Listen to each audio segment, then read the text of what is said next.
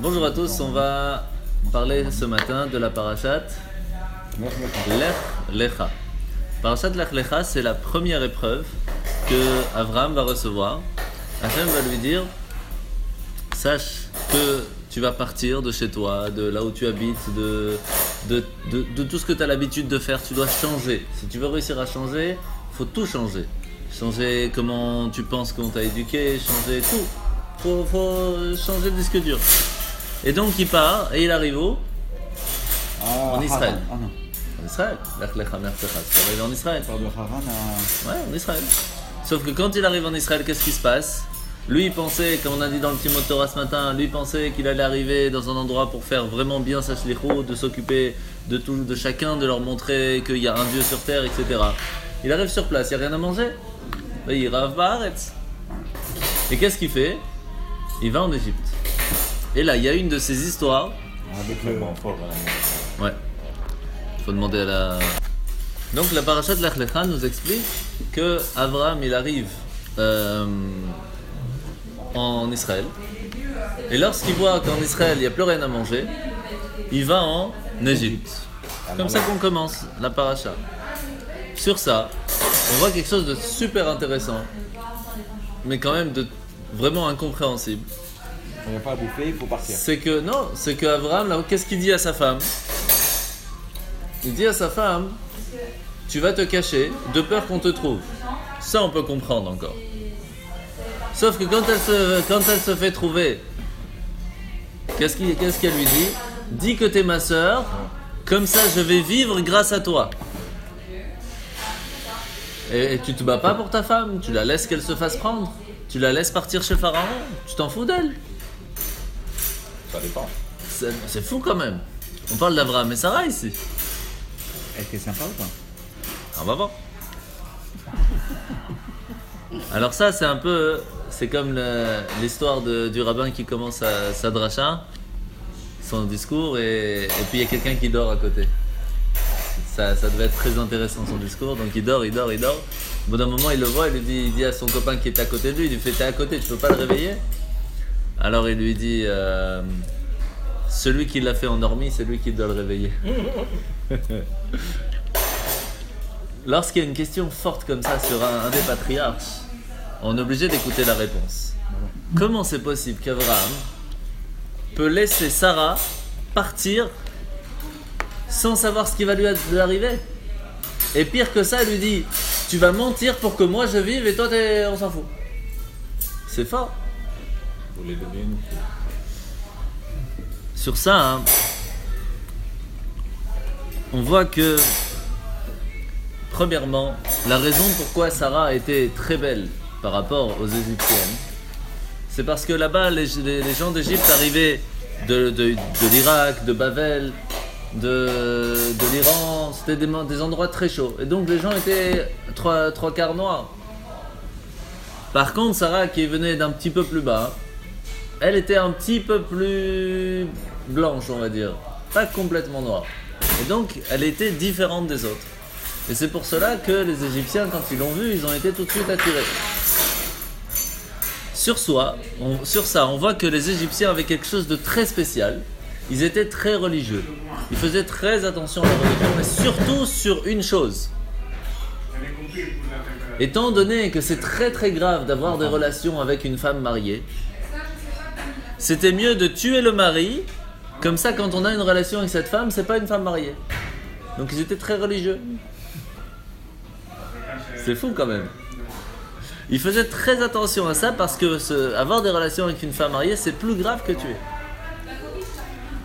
Alors que quand on regarde dans notre génération, tu dis à quelqu'un tu vas tuer. Non, ça ne peut pas, aïe aïe aïe. Mais par contre, avoir des relations avec une femme mariée, bah, c'est classique. Ça n'arrive jamais. Jamais. Ras Shalom. Je sais pas on ne connaît pas des gens. Ras Shalom. Donc on voit que qu'est-ce qu'ils faisaient? Ils avaient l'habitude de tuer le mari pour pouvoir avoir la femme. Donc imaginez bien Abraham, qu'on comprend qu'il dit à sa femme, écoute, tu vas dire que t'es ma sœur, comme ça au moins je suis sûr de ne pas mourir. Ça encore on va dire c'est compréhensible. Mais de l'autre côté, lorsqu'ils ont trouvé Sarah et qu'ils disent oui, c'est mon frère.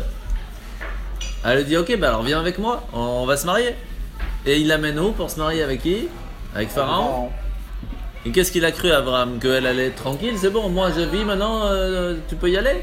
C'est quoi son plan? Et si tu dis qu'Abraham, il se basait sur un miracle, il se dit bon, Sarah, de toute façon Dieu va la protéger.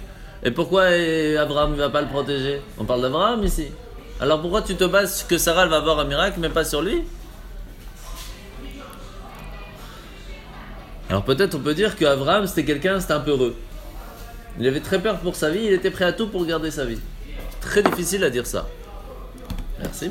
Celui-là de Madame Perso. Ah, Oh, carrément. j'ai rien demandé. C'est pour hop. Alors, petit en froid, je sais pas. Alors, Avec des glaçons, alors peut-être. Non La machine à glaçons, elle est en froid. toujours. Ça fait longtemps. Ça fait Yakhasra. Pas trop demander. Donc, Pas de frigo, comment il est? Ok. Donc, est-ce que c'est possible de dire qu'Abraham c'était un peu heureux? Impossible. On voit premièrement qu'Abraham il a été prêt à sauver Lot. Qu'est-ce qui s'est passé dans la Première Guerre mondiale? Première Guerre mondiale, c'était en quelle année? C'était en l'an 2000 à peu près, mais du calendrier juif. Puisqu'il y avait 9 royaumes. Il y en a 5 qui se mettent contre 4. Non, pardon, 5 qui se mettent contre 9 royaumes.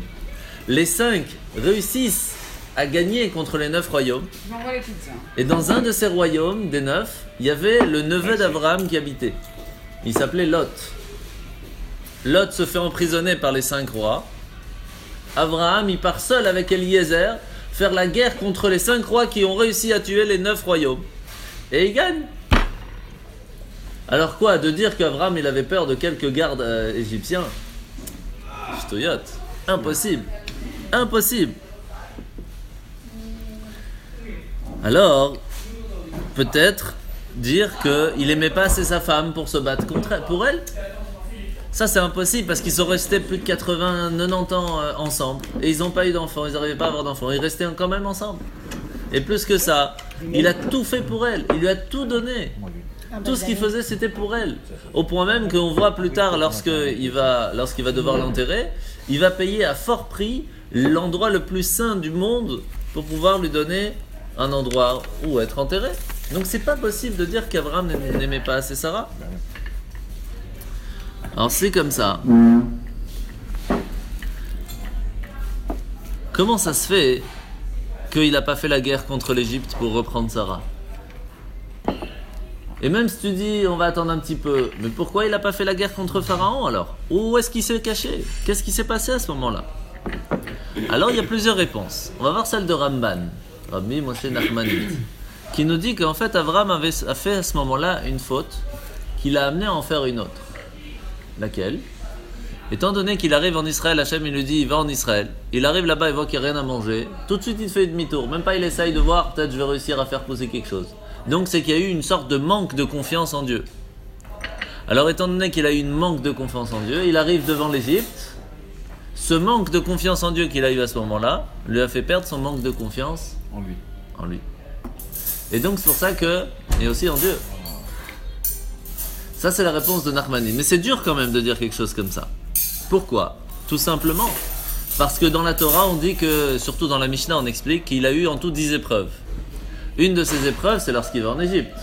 Et qu'est-ce qu'il est écrit? En Égypte, Amad Bekulam. Il a réussi toutes les épreuves. Mais alors s'il a réussi les épreuves, ça veut dire qu'avoir dit à sa femme, dis que tu es ma sœur, et que c'est pas grave si toi tu vas chez Pharaon, c'était une épreuve aussi qu'il a gagnée, qu'il a réussi, mais dire ça c'est déjà pas bien. Ça veut dire que ce qu'il a dit, c'était bien. De dire vas-y Sarah t'inquiète pas tu vas te débrouiller, de dire ça c'était bien. Comment c'est possible? Intéressant hein. On se pose rarement la question hein. Non là on attend la réponse là. Sur ça hein, on voit que est-ce que véritablement il n'y a que Abraham qui a fait la même chose ou il y a quelqu'un d'autre? Yitzhak arrive chez Avimelech. Avimelech, le roi des Plishtim, il prend Rivka et Rivka dit vas-y, pas de problème. Va chez Avimelech. Et tu verras qu'est-ce qui va se passer. Même histoire qu'avec Pharaon. Avimelech va se ramasser des problèmes et tout, et il va l'appeler, il va lui dire ah, pourquoi tu m'as pas dit que c'était ta femme? Alors prends des trésors et pars de là. Comme il s'est passé avec Pharaon. Pharaon voit que Sarah, à chaque fois qu'il essaye de la toucher, il se ramasse des boutons, des trucs, des galères. Il appelle Abraham, il dit pourquoi tu m'as pas dit que c'était ta femme? Prends des trésors et pars, je veux plus te voir. Donc on voit que Yitzhak a fait la même chose. C'est-à-dire que lui aussi, Yitzhak, entre guillemets, il a dit bon, moi j'aime bien ma femme, mais pas grave, je peux la laisser chez Avimelech. Comment c'est possible de dire quelque chose comme ça? Pire que ça encore, Rashi nous dit, qu'est-ce qu'il a dit à sa femme? Il a dit à sa femme, dis que tu es ma sœur. Pourquoi? Leman itav li ba'avurer, comme ça va me faire du bien. Vechaita nafshi biglalech, et je vais réussir à vivre grâce à toi. Alors, pourquoi tu as besoin de dire deux fois? Si ça va me faire du bien, c'est que ça va me faire vivre. Si ça va me faire vivre, ça va faire du bien. Pourquoi on doit dire deux choses différentes? Rashi nous dit, les man itav li ba'avurer, pour que ça va me faire du bien, tu sais pourquoi? Parce que lorsqu'ils vont te prendre, ils vont être obligés de me payer. Puisque ça va être, on prend pas la sœur d'un frère comme ça. Donc je vais gagner de l'argent. Et en même temps, je vais vivre. Est-ce qu'Abraham, il a besoin d'argent? Il était déjà riche. Est-ce qu'on peut dire qu'Abraham, il allait prendre de l'argent en vendant sa femme? Impossible. Pire que ça encore, on voit très bien que lorsqu'il a fait la guerre contre Sodome et Gomorrhe avec les 5 royaumes, etc., à la fin, il a dit on va faire une alliance entre nous. Il a dit je suis prêt à te donner plein d'argent. Il dit ça à Abraham, le roi il dit ça à Abraham, je suis prêt à te donner plein d'argent et tout. Et qu'est-ce qu'il répond à Abraham? Il dit je vais même pas prendre de chez toi le lacet d'une chaussure. C'est-à-dire qu'il veut pas l'argent, ça l'intéresse pas. Alors comment c'est possible qu'Irachi nous dit qu'on parle d'ici, qu'il attend à ce que les gens lui donnent des cadeaux pour pouvoir prendre Sarah? Comment c'est possible? Les féministes là, ils sont tués. Alors qu'est-ce qui se passe? En fait, pour ça on va raconter une petite histoire. Et avec ça on va commencer à répondre à toutes ces questions. Il y avait un paritz c'est un roi si on veut, un président en Russie, d'accord, qui vient et qui dit à tout le monde, écoutez messieurs dames, je cherche les personnes les plus intelligentes de mon royaume. On m'a dit que c'était ici. Et je suis prêt à donner énormément d'argent à celui qui va réussir à faire que mon chien, il va chanter. Alors, et il dit à la communauté juive, vous débrouillez, vous devez trouver quelqu'un. Il y a un paysan qui vient et qui dit au roi, écoutez monsieur le roi, moi je sais faire, j'ai l'intelligence pour. Vous me donnez tant d'argent maintenant, vous me donnez le chien, dans 7 ans, on viendra et on va chanter ensemble. Ok, il est tout content, il donne l'argent, il rentre à la maison avec le petit chien. Et sa femme lui dit, mais qu'est-ce que tu fais? Ça va être une catastrophe, comment tu vas faire dans 7 ans? Il dit quoi dans 7 ans? Dans 7 ans, ou le paritz il meurt, ou le chien il meurt. Qu'est-ce qu'il y a? Qu'est-ce qui stresse? Ou l'un ou l'autre. C'est ça l'intelligence, un vrai businessman. Il faut savoir qu'il y a une histoire de temps qui existe. Sur ça, on est obligé de ramener la réponse de Abrahamel sur le Abrahamel, oui. Sur cette question. En fait, la première chose qu'on voit, c'est, en même temps on doit répondre à cette question et ça va nous donner une partie de la réponse, c'est pourquoi il lui dit « dis que tu es ma sœur ». Pourquoi il ne dit pas « dis que je suis le cocher » ou le serviteur. Dis que je suis ton frère. Ou pourquoi tu dois dire que... Non, mais c'est la même chose, mais pourquoi dire que moi je suis ton frère? Oh, salut Yosef. Les madames sont aussi admises maintenant? Bien sûr. Donc la question elle est, pourquoi est-ce qu'il précise, dis que tu es ma sœur? Pourquoi tu dis pas, moi je suis la maître et toi, lui c'est mon cocher, c'est mon, je sais pas, mon chauffeur, mon serviteur, mon secrétaire? En fait on voit que lorsque Eliezer par exemple, il vient discuter pour prendre Rivka à se marier, avec qui il discute? Avec Lavan, avec le frère de Rivka. Pas avec le père, ni avec la mère. Pourquoi? Parce qu'avant, c'était qui gérait les mariages? C'était le frère pour la sœur. Pas les parents, c'était le frère. Et donc, qu'est-ce qu'elle lui dit? Abraham dit à Sarah, dis que tu es ma sœur. Comme ça, premièrement, ça va me sauver, on va pas me tuer. Et en plus, comme je suis ton frère, s'ils veulent te marier avec quelqu'un, ils vont être obligés de venir me voir avant. Et donc, on a le temps de discuter, et avant que, un, ils vont pas me tuer, et deux, on va trouver une solution, on sera parti depuis le temps. Donc, c'est la même histoire. Ou le paritz, il va mourir, ou le chien, il va mourir. Ou on arrive à trouver une solution, en tout cas, on va pas mourir tout de suite, et puis après, le temps qu'on trouve une solution, on sera reparti déjà. Sauf que, jusque-là, c'est compréhensible. Sauf que, en fin de compte, qu'est-ce qui s'est passé? Pharaon a entendu qu'il y avait une femme extraordinairement belle et il l'a fait amener à son palais. Et à ce moment-là, Abraham savait très bien qu'il n'allait pas lui poser la question « Combien tu veux, comment on fait pour le mariage ?» Pharaon, il a besoin de personne pour se marier avec qui il veut. Et Abraham, qu'est-ce qu'il fait? Il fait rien. Comment ça se fait qu'Abraham il fait rien contre Pharaon? Qui te dit qu'il fait rien? Ben, il va pas faire la guerre contre Pharaon. Il lui dit, va, je t'installe en face, va t'installer, il y a l'hôtel, et moi je m'occupe de Sarah. Et Abraham il dit, pas de problème, je vais dormir, à demain. C'est une folie. Il fait rien. Donc on voit qu'il y a un problème ici.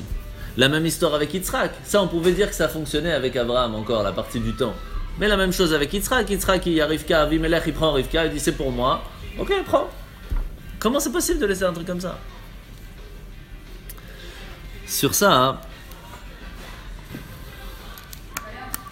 on va revenir à ce qu'on a expliqué, comment ils fonctionnaient les Égyptiens.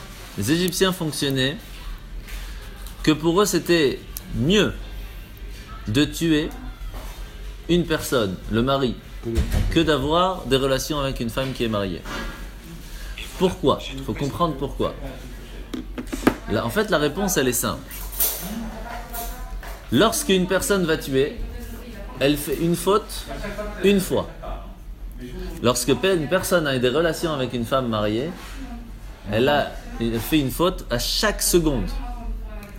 Et donc chaque seconde c'est une autre faute, et encore une autre faute, et encore une autre faute, et encore une autre faute. Et donc les Égyptiens ils ont dit, vaut mieux faire une faute une fois que de faire tout le temps la faute. Et c'est pour cela que pour eux c'était plus intelligent de tuer que d'avoir des relations avec une femme mariée. Et ça, en fait, on apprend ça aussi dans la Torah. Parce que Shabbat, par exemple, quelqu'un qui est malade, c'est écrit que qu'est-ce qu'on doit choisir s'il faut lui donner à manger de la viande? Attention. Qu'est-ce que la Torah, elle dit si ce malade, c'est la personne qui est malade, il faut lui donner à manger de la viande? Qu'est-ce qu'elle dit le Shulchan Aruch? Qu'est-ce que dit la Torah? Il faut aller faire la shrita d'un animal, donc tuer l'animal, le cuire, le préparer, le donner à manger. Et pourquoi tu vas pas au magasin à côté qui a déjà de la viande toute prête mais qui n'est pas cachère? Pourquoi tu vas aller tuer un animal alors que tu peux lui donner à manger pas cachère? Puisque de toute façon c'est pour le sauver. Et la Torah nous explique. Il vaut mieux faire une faute le Shabbat, de tuer un animal, que de faire à chaque seconde la faute de manger pas cachère. Parce qu'à chaque fois qu'on mange pas cachère, à chaque petit gorgée qu'on prend, c'est encore une faute, et encore, et encore, et encore, et encore. Alors que tuer l'animal Shabbat, c'est une. Vous imaginez? Donc on apprend ici, d'abord cette base, qu'il vaut mieux faire une que plusieurs. Maintenant, on va raconter l'histoire de la rabbinite. Une fois, le rabbi de Lubavitch reçoit à la maison 2 paquets. Dans un, il y a des fleurs, c'est pour la femme du rabbi, la rabbinite. Et dans l'autre, des lettres qui ont été écrites par les femmes. Et c'est pour cela que si en même temps c'est amené avec un bouquet de fleurs pour la rabbinite.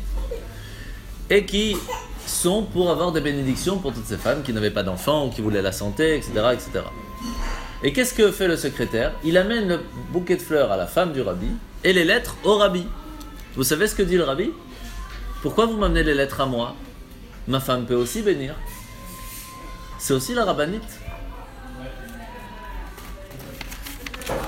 En fait, il faut comprendre de cette histoire que très souvent on pense que les hommes, ils ont une force que les femmes n'ont pas. Le rabbi vient nous apprendre quelque chose de très fort, très important. Pas seulement la femme a une force aussi grande que le mari, pas seulement sa femme peut aussi faire la bénédiction, mais la force de la bénédiction de sa femme était des fois même plus forte que la sienne. Pourquoi je vous raconte ça? Parce que lorsqu'on parle de cette prière qu'on fait tous les vendredis soirs, le Eshet Chayil, vous connaissez? Tu connais Eshet Chayil? Bah oui. On bénit sa femme. Tu connais? Non. Non? Bon. Pas souvent. Donc on bénit sa femme pour la remercier de tout ce qu'elle fait. En fait, qui a écrit ce texte? C'est connu que c'est le roi Salomon. Est-ce qu'il a copié de quelqu'un? Sur quelle femme il parle en règle générale? Sa mère. Sur Sarah. Normalement, dans l'explication, c'est Ouais. sa mère. En fait, il parle de Sarah. Pourquoi? Tout simplement, on va voir le texte, vous allez voir. Eshet Chayil Meimtsa. C'est écrit qui? C'est Sarah. Vayavo Avraham Nispod le Sarah Velifkota. Après, c'est écrit Batach Lev Ba Lev Baala. Alors, Elle était. Attendez. attention, si vous pouvez. Donc, c'est écrit Batach Ba Lev Baala. Le cœur de son mari. On parle de qui? Amrina Achotiyat Leman Itavli Ba'avurech. Lorsqu'il lui a dit je vais avoir du bien grâce à toi. Elle a donné son cœur pour son mari. Gemal Teuta Velora Va'Avraham Etiv Ba'avura. Elle lui a donné du bien et pas du mal, puisque grâce à ça, Avraham a eu du bien. Darshat Tsemer ou Fishtim. C'est quoi Tsemer et Fishtim? C'est quoi la différence entre Tsemer et Fishtim, le lin et la laine? Yitzhak et Ishmaël. Elle s'est levée pendant la nuit, alors qu'il faisait encore nuit. Vayashkem Avraham Baboker. Voici qu'Avraham se lève très tôt pour faire le sacrifice d'Yitzhak. Donc on voit qu'en fait, que la base de la femme qu'on parle à Shetraïl, c'est Sarah. Je ne rentre pas trop dans le détail pour tout expliquer, mais on parle de Sarah. En fait, cette façon de penser que c'est le mari qui protège la femme est tout à fait inverse dans la Torah. C'est la femme qui protège le mari. Abraham savait que qui a fait qu'il est arrivé à ce niveau-là, qu'il est arrivé à devenir quelqu'un d'extraordinaire, c'est grâce au mérite de sa femme. Abraham avait compris ça. D'où on sait ça? Comment? Parce que lorsqu'il lui dit, lorsque Hachem... J'écoute toujours. Écoute. C'est pareil juste maintenant.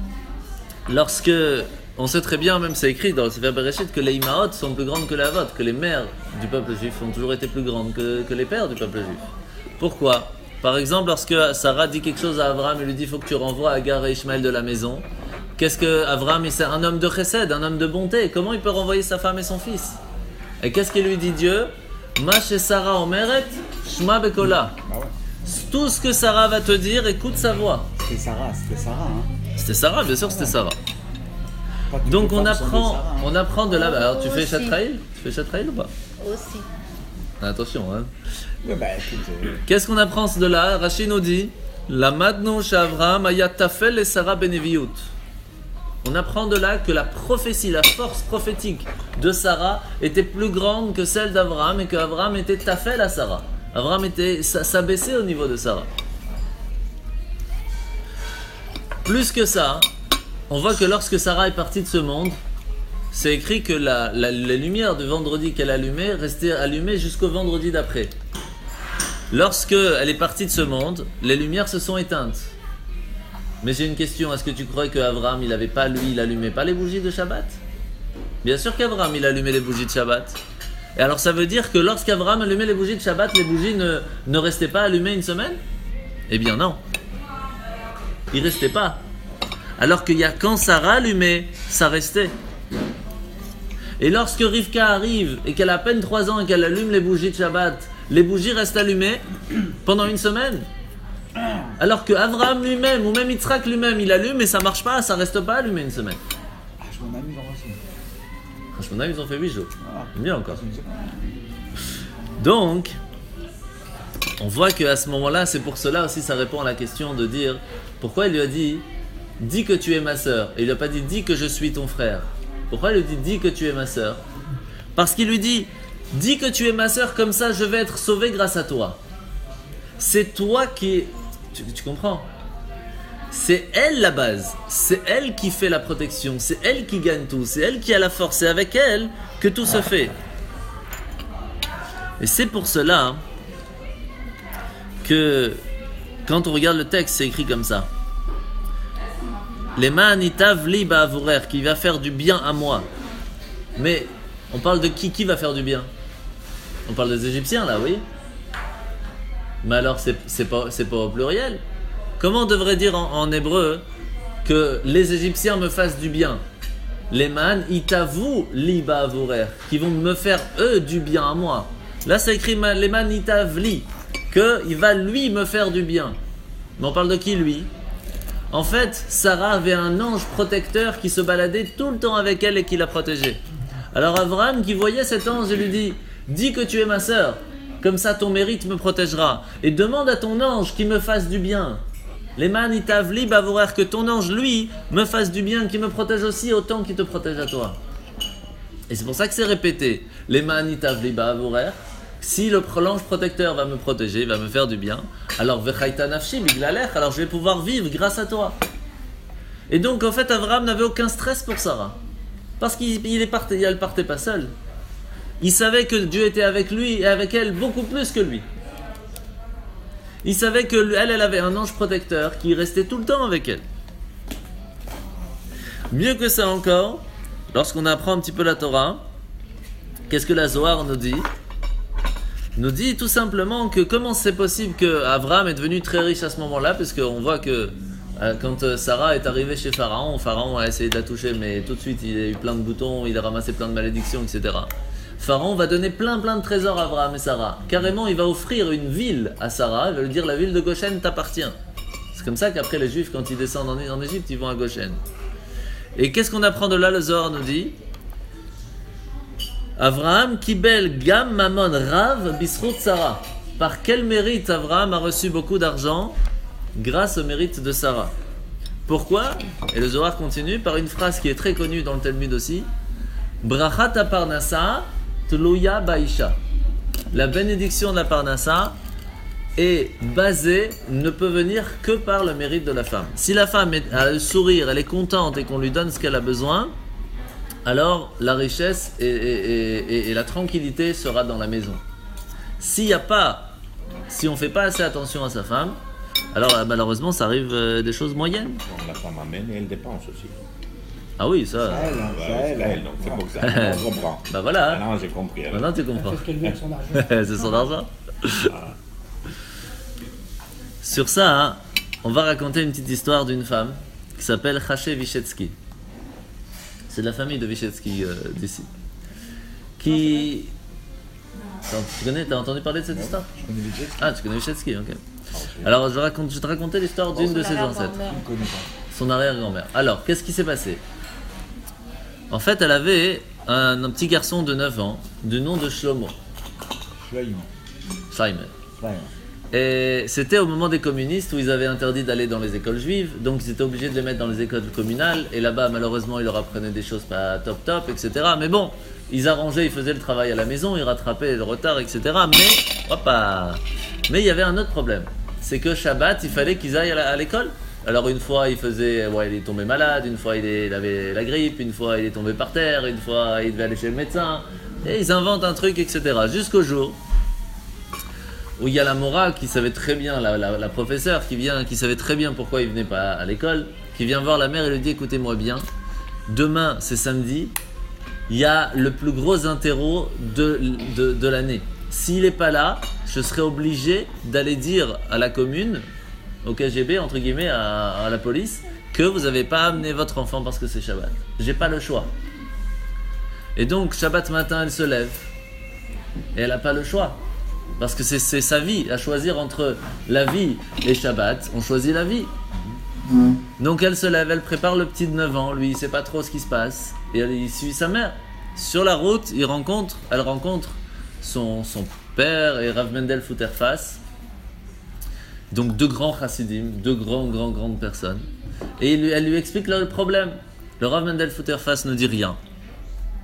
Et son père lui dit, fais ce qui te semble juste. Donc elle continue en direction de l'école. En direction de l'école, elle tombe à côté, pas très loin de l'école, il y a une grosse truc de boue par terre. Il y a de la boue par terre, vraiment beaucoup. Qu'est-ce qu'elle fait? Elle prend son fils, elle le jette dedans. Elle le prend tout sale et elle l'amène à l'école, trempé, plein de boue. La directrice qui le voit arriver comme ça, elle lui dit mais tu peux pas rester comme ça, rentre chez toi, va te laver, change-toi, c'est pas possible, tu peux pas rester comme ça. Et elle ressort avec son fils, avec un grand sourire, et elle rentre chez elle. Elle revoit son père de l'autre côté, avec le Rav Mendel Futterfass. Elle lui dit mais qu'est-ce qui s'est passé? Il lui dit mon père m'a toujours appris que pour le chinour, on doit donner sa vie. Pour l'éducation de ses enfants, pour qu'ils aient une éducation juive et comme il le faut et droite, on doit être prêt à donner sa vie.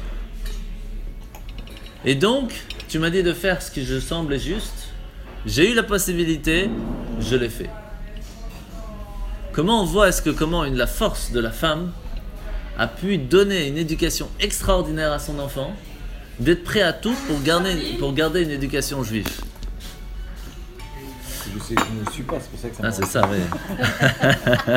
Tu vois. Donc, merci. Donc, qu'est-ce qu'on voit ici?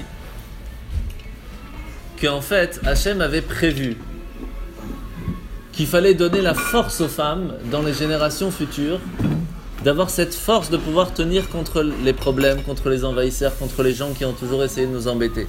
Parce que c'est grâce aux femmes qu'on a toujours été sauvés.